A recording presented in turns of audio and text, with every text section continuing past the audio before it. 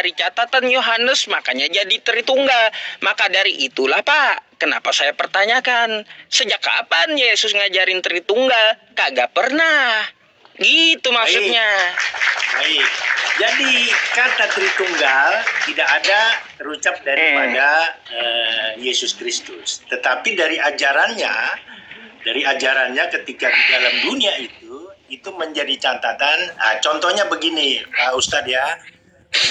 Nih, jadi konsep di dalam Yesus itu firman yang menjadi manusia, memang kadang-kadang di kalangan Kristen juga karena belum kadang-kadang belum paham. Nah, di dalam 1 Yohanes 1 ayat 14 dikatakan, nah ini konsep dasarnya, firman itu telah menjadi manusia.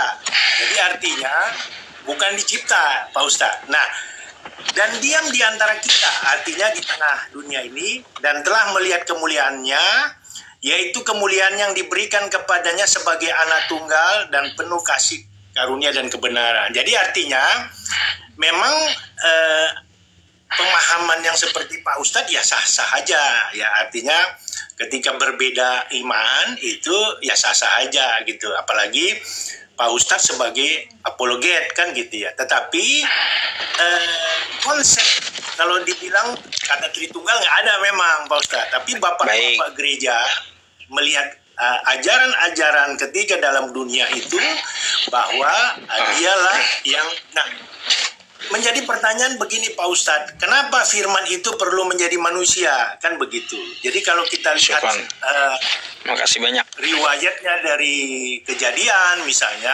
kalau bangsa Israel itu misalnya kalau penebusan salah, misalnya menebus boleh saya tanggapi dulu Pak sebelum ke penebusan gitu.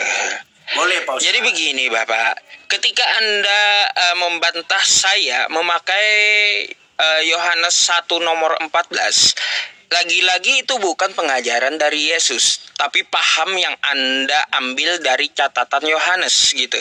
Sedangkan saya membawa apa yang dikatakan oleh Yesus. Coba Anda buka di dalam Matius 4 nomor 4. Manusia itu kata Yesus bukan hidup dari roti saja, melainkan juga hidup dari firman Tuhan yang keluar dari Allah. Semua manusia, kata Yesus, itu dari firman Allah.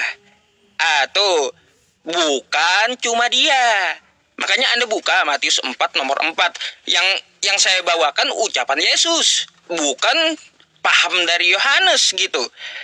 Gitu loh Pak. Jadi kalau kita merujuk apa yang Anda katakan, tentang masalah konsep ketuhanan, maka coba lihat juga di Yohanes 17 nomor 3 tuh. Inilah hidup yang kekal itu, mereka mengenal Engkau satu-satunya Allah yang benar, satu-satunya Pak, bukan 3 dalam 1. Ya, nggak ada Yesus ngomong kayak gini, inilah hidup yang kekal itu, mereka mengenal Engkau mereka mengenal Engkau 3 dalam 1. Nggak ada. Tapi kata Yesus mengenal Engkau satu-satunya, bukan 3 dalam 1, Allah yang benar, dan mengenal Yesus Kristus yang telah Engkau utus gitu. Ya, mau jadi apa kita? Memang itu perkataan dari Yesus, itu pengajaran dari Yesus gitu loh Pak. Kalau kita mengambil pengajaran dari Yohanes, catatan dari Yohanes, itulah paham Kristen beda dengan pahamnya Yesus itu. Ya, jadi kalau kita bicara kitab suci, ya jadi artinya kalau kami kan itu kan orang-orang yang dipakai, diwahyukan, itu kan dari Kejadian, Perjanjian Lama sampai Perjanjian Baru, kurang lebih seperti itu. Jadi seperti Yohanes, murid Tuhan Yesus yang hidup di masa Yesus sendiri, itu mencatat. Karena kalau kita bicara letterlek misalnya, ya cuma berapa ayat kan gitu. Tetapi di dalam Timotius mengatakan, ini kita sebagai orang-orang yang Kristen, bahwa segala tulisan yang diilhamkan oleh Allah itu bermanfaat, mengajar, menyatakan kesalahan, mendidik orang ke dalam kebenaran, dan itu yang dipakai. Jadi kalau dibilang dari perkataan Tuhan Yesus misalnya, tentu kayak Yohanes yang dipakai Tuhan menuliskan kitab misalnya, Nah, itu adalah yang ajaran-ajaran ketika dia masih hidup, Pak Ustadz. Jadi tidak hanya, karena contoh misalnya begini, Alkitab itu terdiri dari sejarah, tapi bukan buku sejarah. Berisi sastra, tapi bukan buku sastra. Ambil contoh begini, saya minggu yang lalu kalau nggak salah ya Pak Ustadz bilang, Alkitab kok ada kata perkosa misalnya.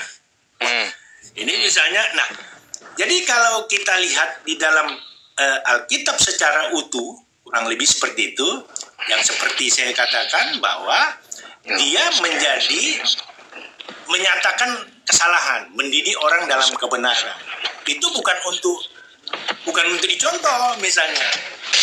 Bapak kemana-mana bahasnya, Pak. Ya. Iya, melebar bahasnya Bapak itu. Yang mana? Yang Pak Ustadz? Iya. Iya. Oke. Masalahnya gini, Pak, ketika saya membawakan ayat-ayat, saya membawakan perkataan Yesus langsung gitu. Perkataan Yesus, bukan perkataan dari Yohanes atau yang lain-lain. Pasti kan tokoh utama di kitab Anda itu adalah Yesus, Tuhan Anda, kan kayak gitu. Maka ikutilah apa yang dia kerjakan, apa yang dia perintahkan gitu. Ngapain ngikutin catatan orang? Nyasar nanti kan gitu. Makanya saya bilang